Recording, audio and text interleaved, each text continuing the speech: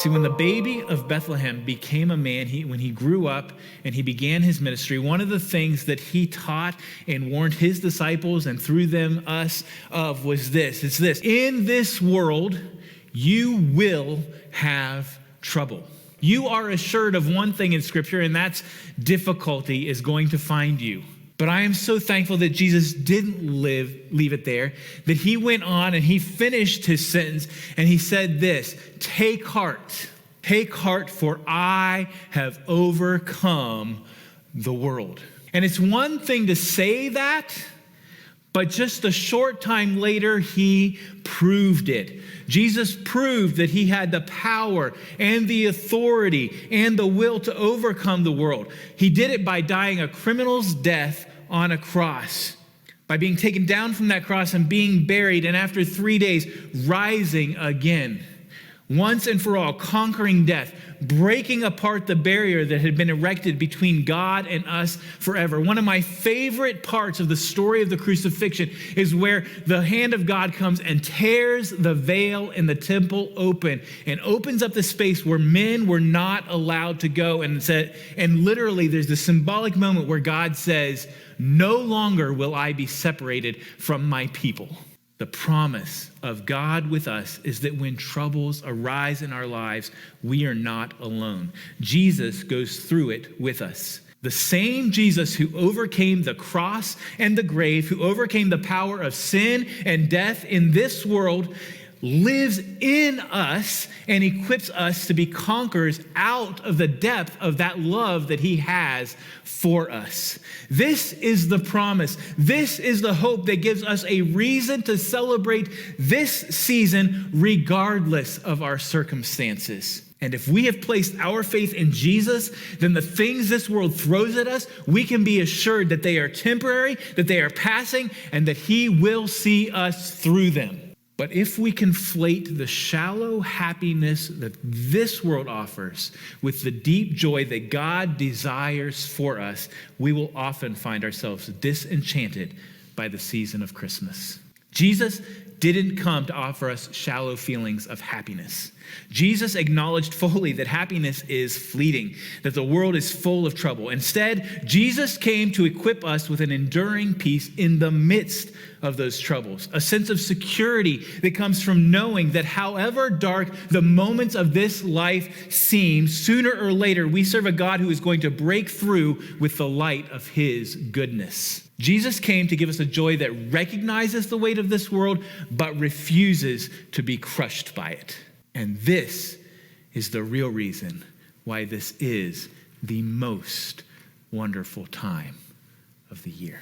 So how do we respond to this good news? How do we deal in those moments as Christians when sometimes we still feel like we're in the dark? Well, a couple things I want to encourage you. First of all, find rest. So often in this season, we get tempted by all the things of the world. And so we pack our schedules, we pack our to-do lists. We find ourselves so busy, so frantically running around to do all these things. And we start to forget that what Jesus promised us most was rest. He said, "Come to me, all you who are weary and heavy laden, and I will give you rest."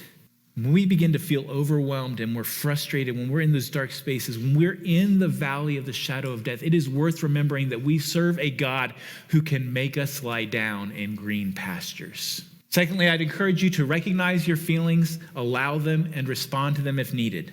Sometimes we try to ignore our feelings, like we feel like somehow they're bad for us or dangerous. But here's a reality.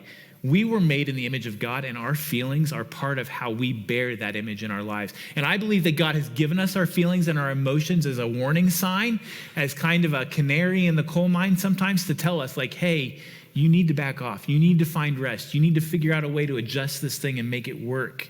So acknowledge them. It is okay to feel however you feel at this time of year. If you love this season, awesome.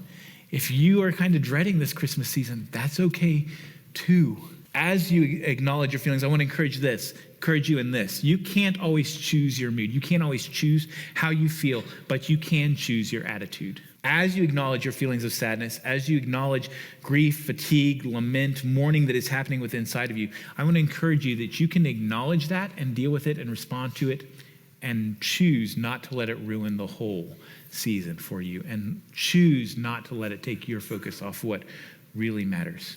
One thing that will help with that is making sure that you are remaining in community. Scripture talks often about this idea that we should rejoice with those who rejoice and mourn with those who mourn. And I want to encourage everyone that we all need to have a community of people around us who can do just that, who will celebrate with us, but who will also grieve with us.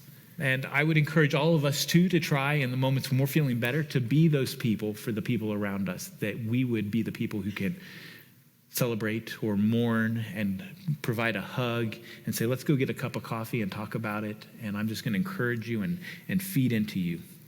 But don't do life alone. Don't allow yourself to retreat into isolation. Bring a community, a supportive community around yourself. And then lastly, through the season, not just at Christmas, but all year round, but especially at Christmas time, remind yourself often of Jesus. He really is the reason for the season. Set aside regular time to spend with him in communion with him. Build your relationship with him through prayer and worship and study and spiritual disciplines. Find ways to keep yourself reminded of his presence in your life. Look for the places where he is doing work in you and journal about them. Write them down so that you can see how he is helping you become the person you need to be.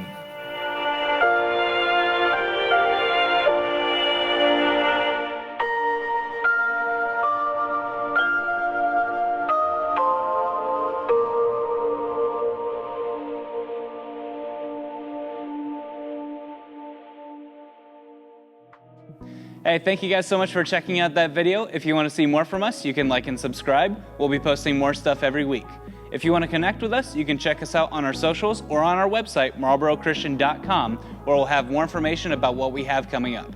Thank you guys again for checking out that video. We'll see you in the next one.